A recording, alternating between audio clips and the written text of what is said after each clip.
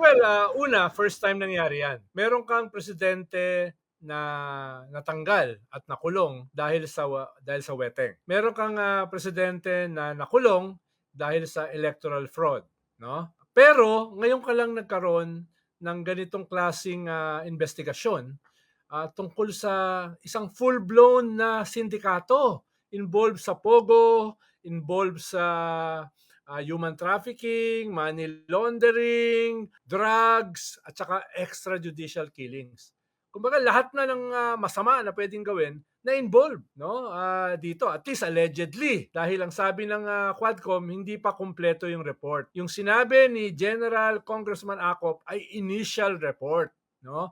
Na tingin ko ay kaya namang patunayan dun sa final report. Kaya ngayon lang nangyari yung ganyang katindi na pananalita galing sa isang kongresista na miyembro ng Quadcom, di ba?